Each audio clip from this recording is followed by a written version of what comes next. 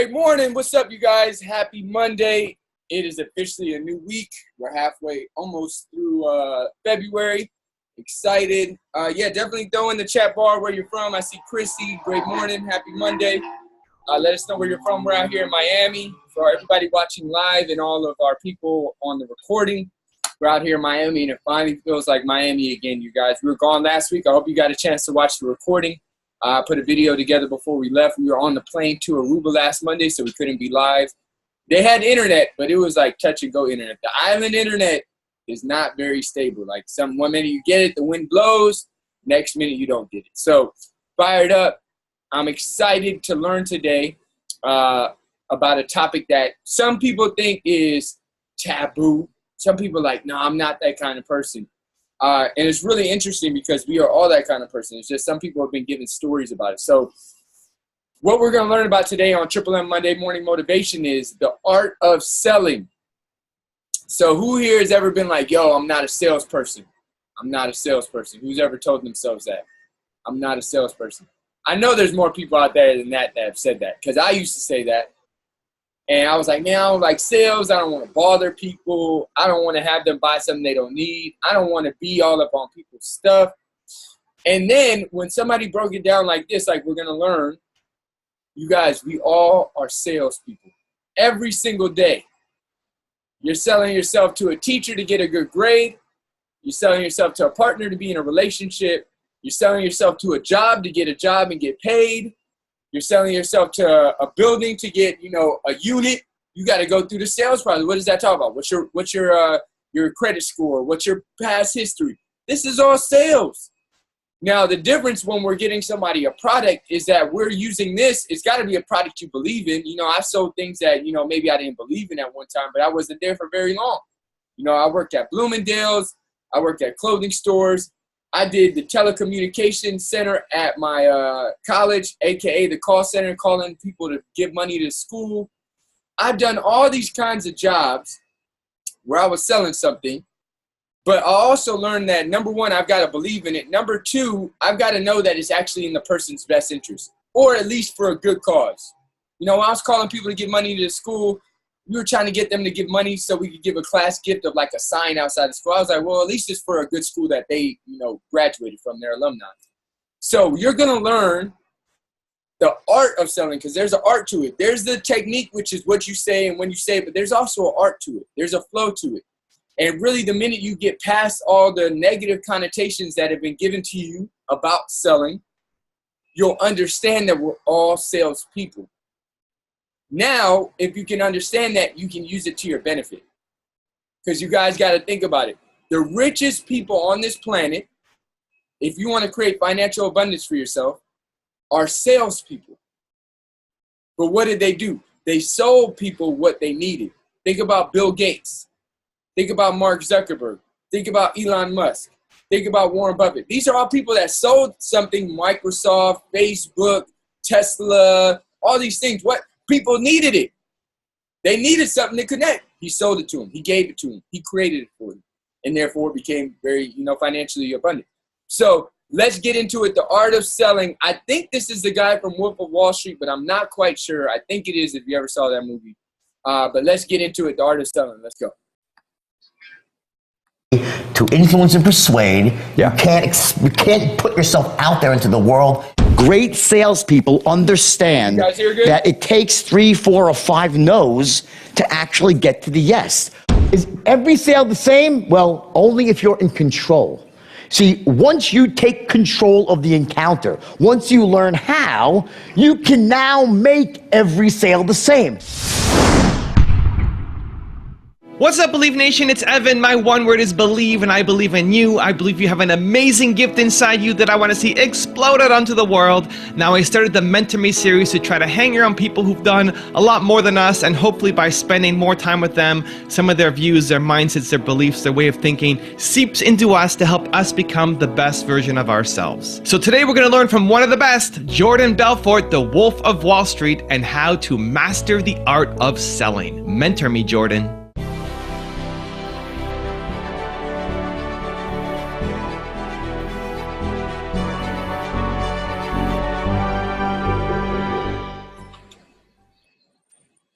Warren Buffett was doing a speech with Bill Gates about maybe 10 years ago, and he was asked by a college student, what can we do as students to make ourselves more valuable in the workplace? So you'd think Warren Buffett would say, learn how to pick stocks, learn how to investments, whatever he would say, right? Not what he says. He says, go out and take a course in sales and communication. Yeah, he did. Dale Carnegie changed his life. There you go. And that was the point. Because he took that. He says, I took Dale Carnegie, changed without that. You know what he'd be without that course? Yeah. He'd be the richest money manager in Omaha, Nebraska that no one ever heard of. Yeah, and he met his wife that way. The love of his life. Because without the ability to influence and persuade, you can't put yourself out there into the world and be known for what you really are. What sales really is the transfer of emotion. That's what's happening when you sell. You're transferring emotion. And the primary emotion that you're transferring is the emotion of certainty. In other words, watch this. You as a salesman, when you enter the encounter, you have to be absolutely certain that your product is the best, makes sense, it's gonna give them the best benefits out there, the best value proposition and so forth, and you are in the state of absolute certainty.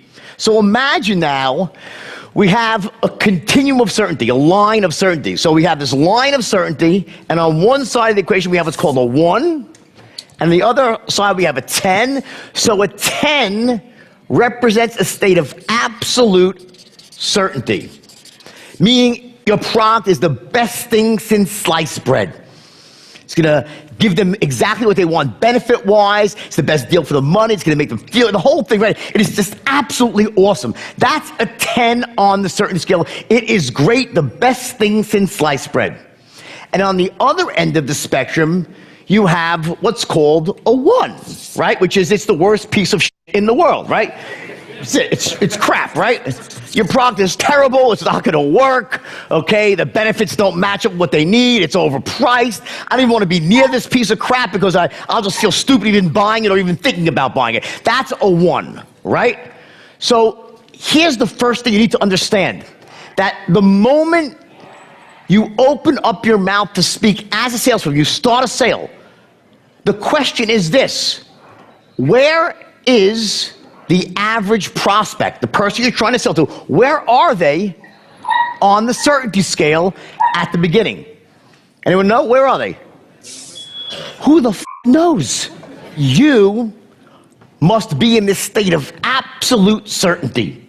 Because what's happening is this: what you're doing when you're selling is everything that you say, everything that you do, every tonality you use, every gesture you make, every document you hand them, every phrase that comes out of your mouth are all designed to do one simple thing: to essentially raise the prospect's level of certainty to as close to as 10 as possible. That's what you're doing.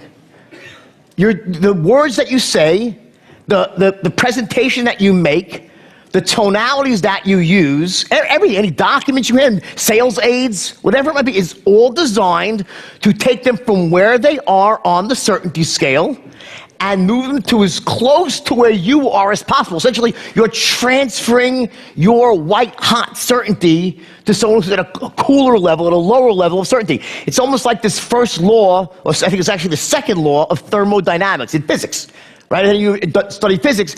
Energy always flows from hot to cold, not the other way around. So you need to be at this white-hot level of certainty. It's exuding out of you, every pore that you have, and we know what certainty feels like and sounds like. We intuitively know as salespeople, and our prospects know as well. We know when someone sounds certain and they have confidence and they're enthusiastic. We know what that looks like, feels like, and sounds like. Just pretend this is like the water line in the ocean. Here's your water line. I'm the world's worst artist. And when you're on the phone with a client running a straight line pattern, and he's saying, no, no, no, no, no, no, no, no, no, no, no, you're not like this. It's not going like that. What's happening is this. This is the water line here, right? Water line. Okay, this is essentially success. When he goes above the water line and you see it, he says yes. When he's saying no, he's below the water line. What's happening is this. As you're going, you're getting closer and closer and closer and closer and right. So you don't see the result yet.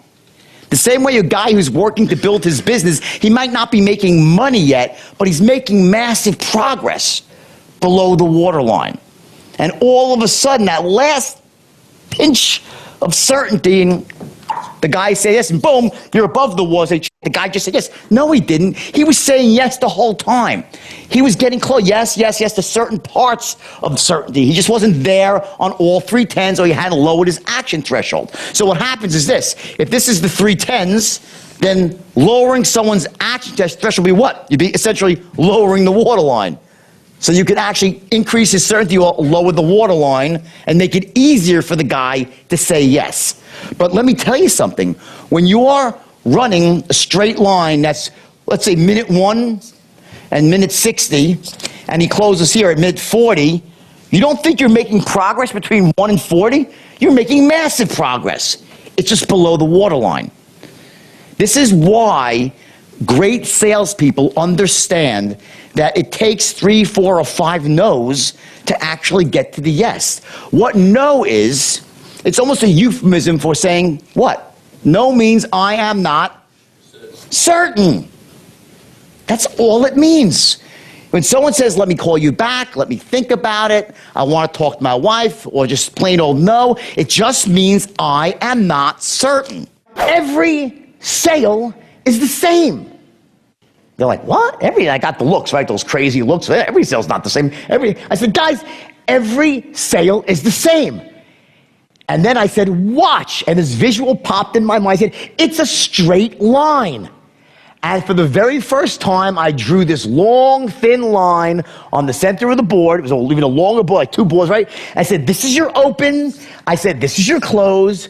I said, and every once in a while, back when you were selling penny stocks, you'd get one of these lay-down clients, we could call them, where everything that you say and everything that you do, the client's like saying yes, yes, yes, yes, from the very beginning all the way to the end. When you ask for the order for the first time, they say, yeah, great, how do I pay?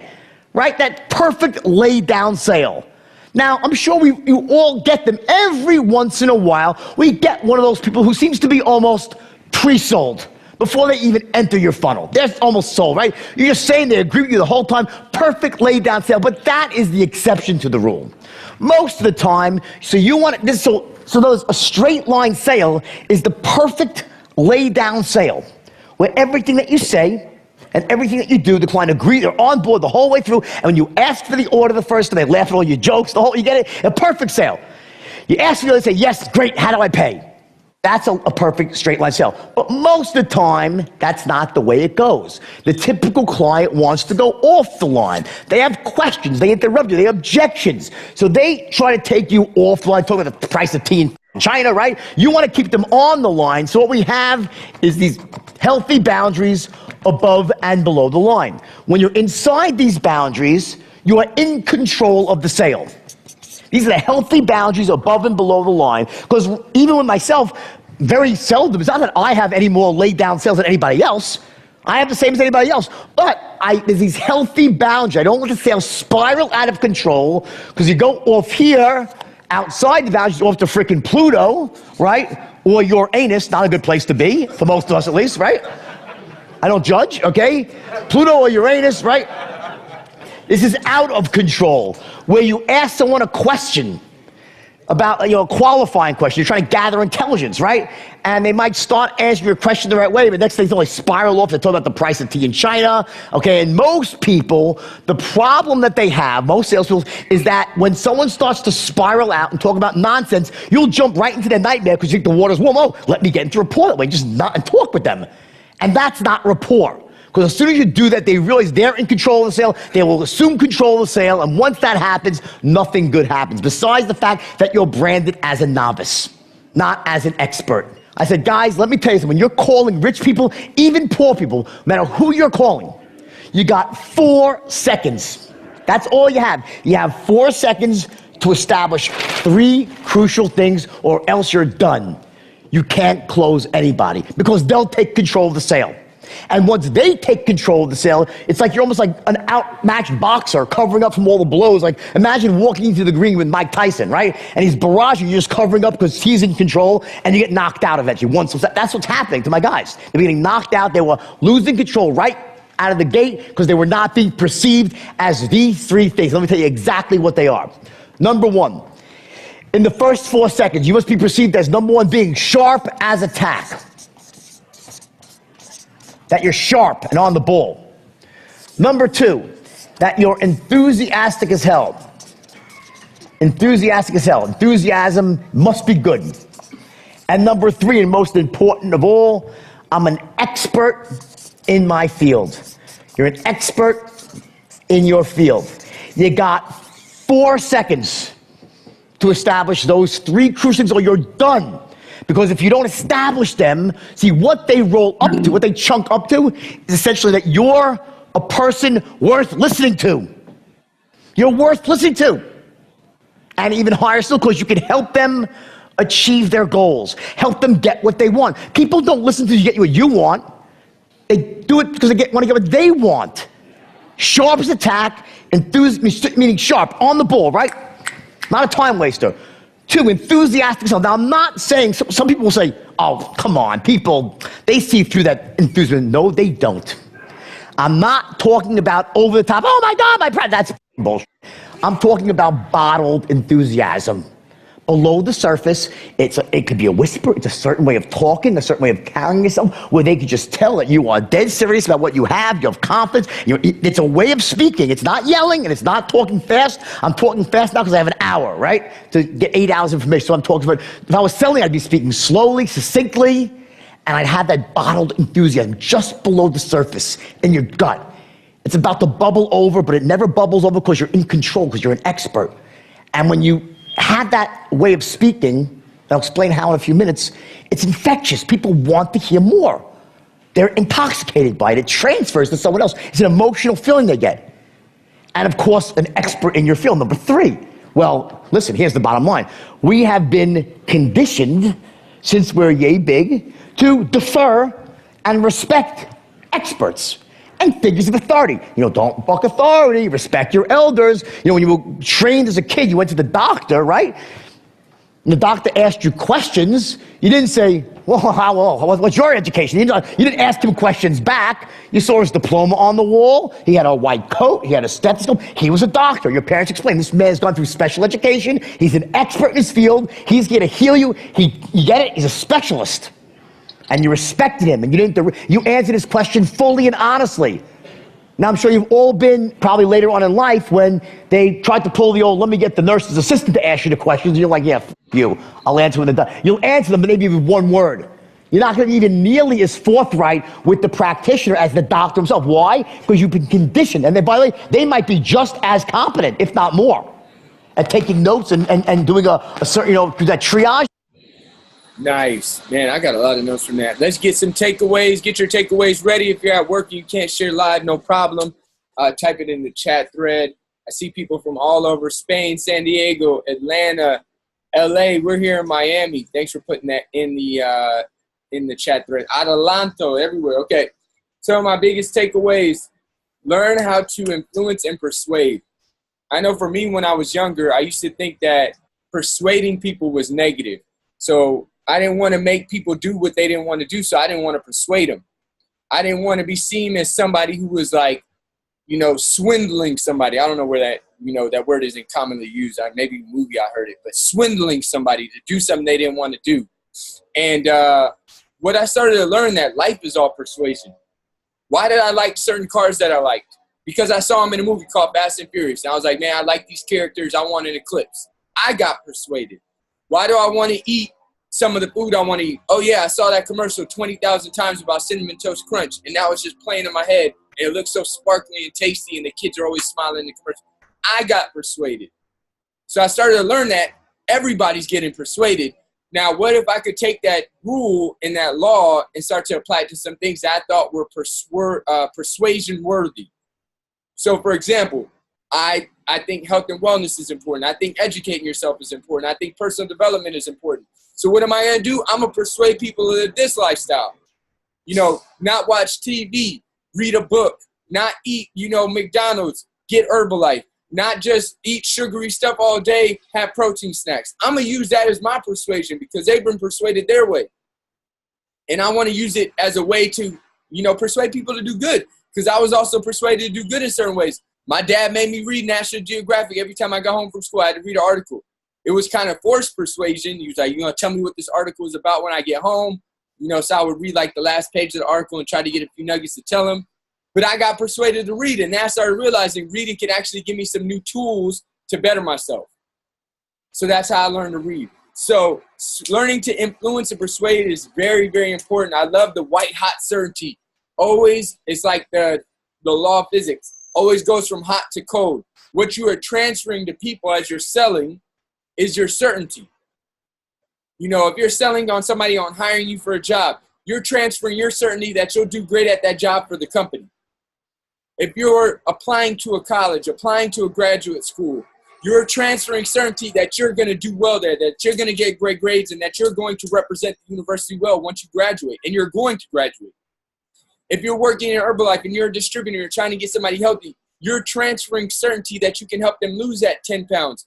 You can help them gain that healthy weight. You can help them increase their energy. You're transferring your certainty to them. I really thought that was powerful. And then I really love the 3 things that he said you got to let people know in the first 4 seconds. Because he said people are automatically going to start asking themselves a question. Are you worth listening to? We ask ourselves that question every time somebody starts talking to us. That's why you walk past the person outside of the grocery store trying to give you a pamphlet and sign something. Because you're like, I got other stuff to do. Are you worth listening to? My time is valuable. Are you going to stop? Now, if it's a cause that's maybe near and dear to your heart and you can see it right off the bat, then maybe you stop. But if it's about something that's not even close to you and something that you don't relate to and it's not going to be worth your time, you probably walk right by and say, hey, I'm good. That's because the person didn't establish themselves as a person of somebody to listen to. So I love the things you said. Number 1, become an expert. Sharp as a tack. They want to know if you're sharp as a tack. They want to know if you know what you're talking about. Number 2, are you enthusiastic? I love the bottled enthusiasm. He said you don't got to yell, you don't got to talk fast, but you got to have some enthusiasm, like you're excited about something. And then the last one is you got to be an expert. You got to know what you're talking about. You have to have in-depth knowledge. So I kind of adapt that to what we do in Herbalife for distributors. And if you're not a distributor on the team, use these as, for your job, for your partner, for your kids. You're trying to influence them to, you're trying to sell them on the don't sit down and watch TV and be on the tablet all day. You're selling your kids on that. So number 1, you got to be an expert, but you don't have to know everything to be an expert. This is what you can become an expert on, your results. The first thing is your results. Because you are an expert. If you lost 5 pounds, you know exactly how to lose 5 pounds. You just did it. You're actually in probably a lot better positions, than if people go to the doctor and the doctor's overweight. Are they in a better position than you to tell that person how to lose 5 pounds? You just did it. You lost 20 pounds. You lost 30 pounds. You gained 10 pounds. You gained energy. You're not taking that afternoon nap. Your results are everything. So number 1 is your results. Number 2, now you got to study. Now you got to know the products and what are the benefits of the products. That's why you have your Herbalife website. It has know the products. It has learning tools. Do you know what's in all the products that makes them beneficial? Do you know how many vitamins and minerals Formula 1 has in it? Do you know how much, why is protein important? Do you know why the tea burns calories? Do you know why the cellulose gets rid of water weight and why that's beneficial? If you don't know that, then once they get past your results and they're asking more about the products, you're going to be seen not as an expert. Now, that doesn't mean you have to know exactly the whole back of the canister and all the ingredients. I leave that personally up to the doctor. I have my doctorate of physical therapy, but I don't use that to say, I know every single thing on the back. This is what I say. The products are made by some of the best doctors in the field. They taste like ice cream, and these are the results they got. Mine, his, her, and theirs. You ready? Because I showed them results. I've got results. Personally, I do almost all my wellness profiles probably in a tank top. Because I be on here, I'm like, I want to show them results. I'm bringing me to the table. You bring you to the table. And you study, so when they do have that question, hey, I've heard this isn't good about soy. All right, great. I'm going to send you an article about soy. It was mainly because the dairy industry wanted to protect some of their money. They were getting hit by soy milk. They wanted regular milk to be sold. So they sponsored some of these researches. Think about the healthiest population in the world. They eat a lot of soy, and they live to be the oldest. Some of the oldest is the Asian population. Takes it right out the back. So I had to do that research, though. Okay, my friend has this and this and that. Okay, did the research on that to be able to give them. Now, I don't just usually pick it up off the top of my head. I also send them articles and stuff. You can look online and find that stuff. And then also repetition. Repetition is going to be your biggest confidence builder.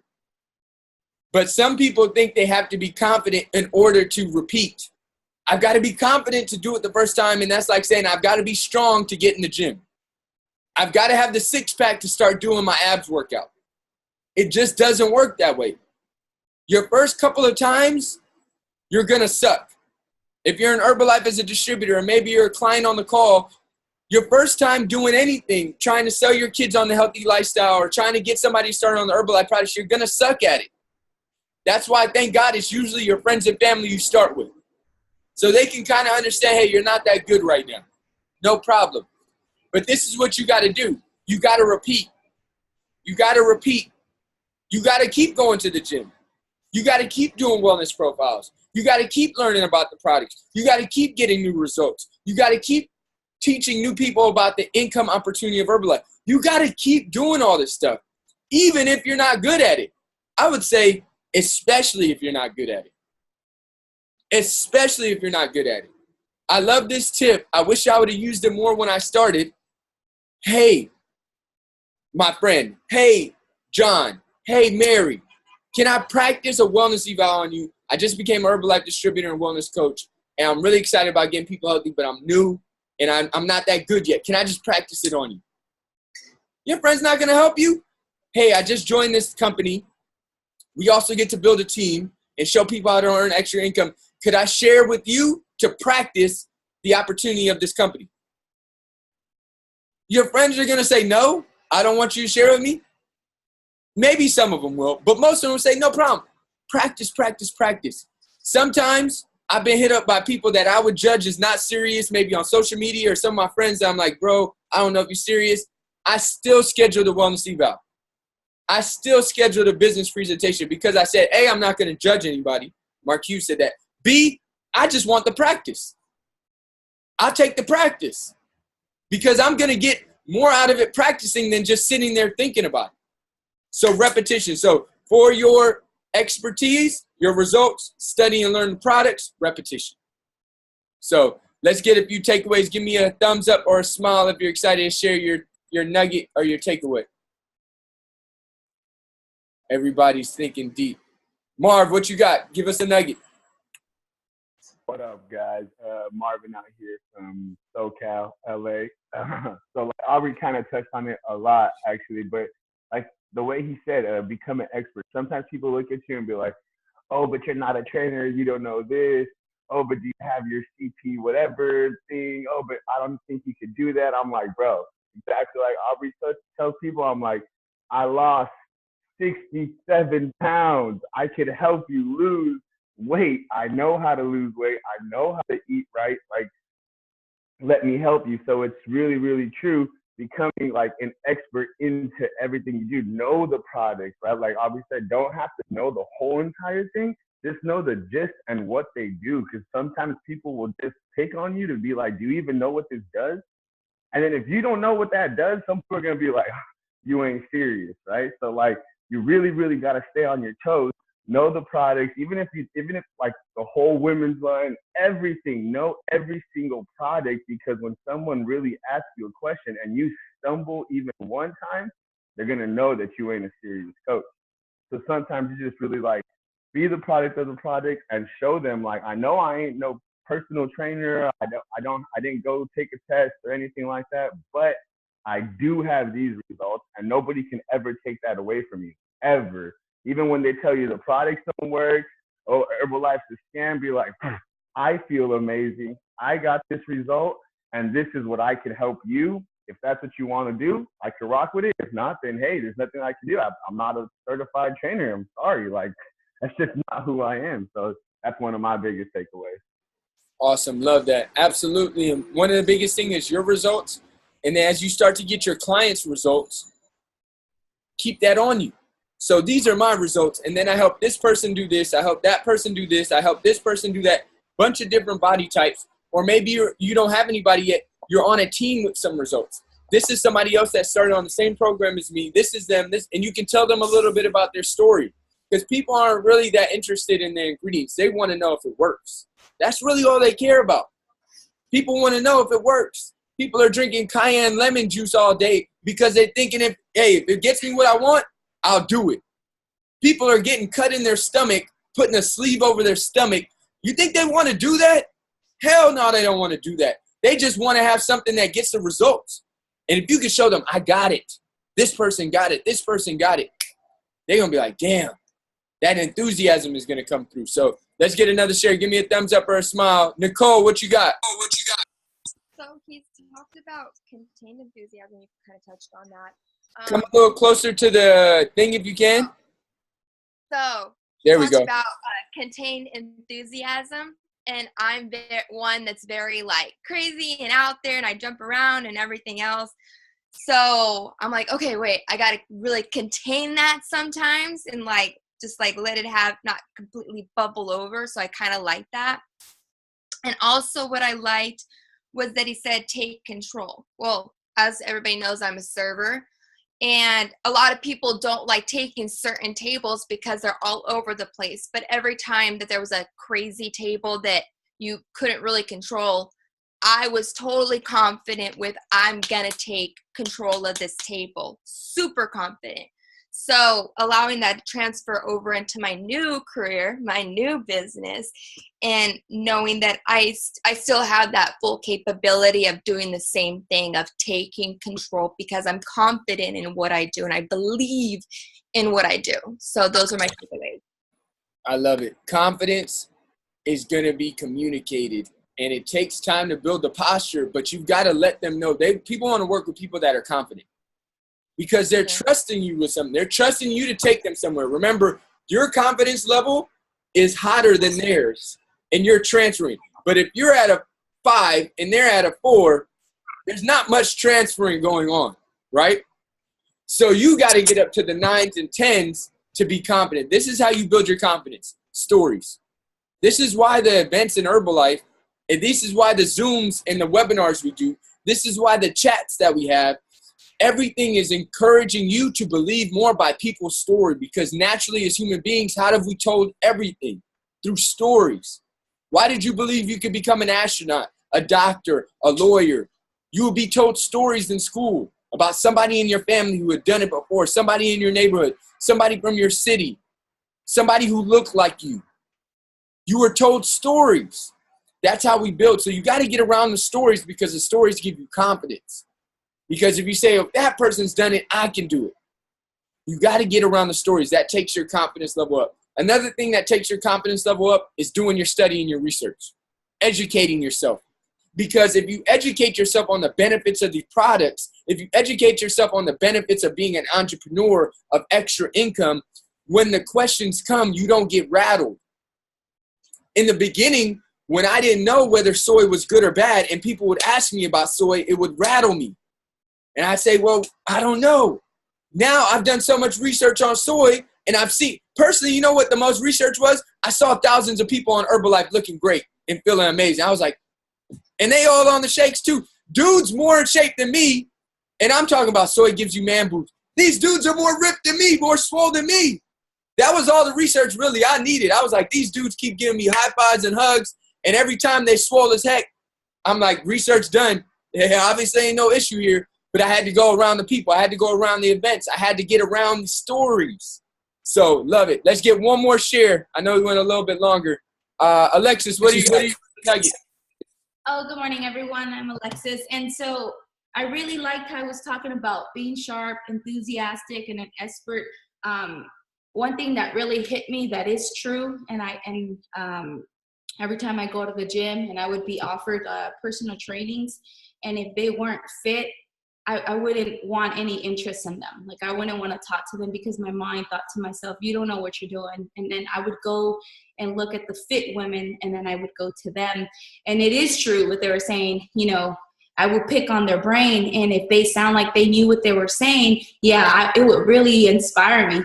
And so one of the things that I'm going to do is the product. I kind of have an idea how to use the products. I am product of the product. I have lost weight, but like Aubrey said, I want to sound sharp. I want to grasp their attention within the minute of talking to them.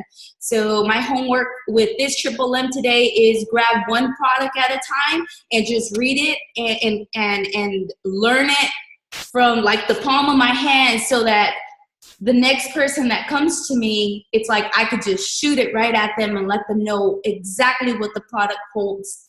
And one thing that I also learned for today, a nugget, learn to influence and persuade people to be positive, eat healthy, and share with them an experience from the past and the present. And so that is true. I'm going to start sharing the old me, you know, the real old me, because I don't like sharing stuff that it's not about me. So I'm going to share how I used to be, where I wasn't active or as happy, to now that I have the products. You know, I'm able to do long distance marathons even with my young siblings. They're running 6 miles at a fast pace, and here comes, they're only 16 years old, and I'm 36, and here I am right next to them, and that makes me feel super happy. And I can share that to the other people that want to run with their children too. Like, hey, now that I'm using the products, I'm at their same level. And these kids were like, wow, Tia, you have so much energy and drive. It's the products, mijos. So I shared the products to them this weekend. And they're already talking to their dads. Hey, Dad, you know, I like the product Tia's using. You should have seen her run. And that's really exciting. So I'm definitely going to share that, the before and the after, because I'm very happy to be able to share that. And these are the nuggets that I got from today, definitely. Love it. Absolutely. Sharing stories, sharing where you were before, sharing how you feel now and how it's different. And definitely educating yourself, you guys. It's a natural thing that we do. When Alexis talked about being at the, you know, gym and the personal trainers being out of shape, people are naturally going to say that in their head when they meet you. That's why it's always crucial to show them where you at to now, because you're going to show them the difference. You might not be the fittest person in the world ready for a physique show. That really doesn't matter, because if you were 50 pounds overweight to where you are now, that's huge. If you gain 10 pounds of healthy weight, you could never gain weight before. That was huge. If you were napping 2 to 3 times a day and now you're just all over the place with energy and you're running with the 16-year-olds, that's huge. You got to show them the difference, because all they're meeting is the now. So I love that you guys educate yourself.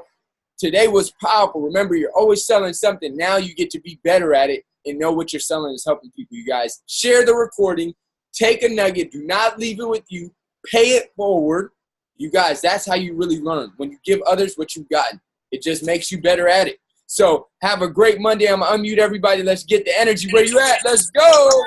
Monday. All right, guys. Have a great one.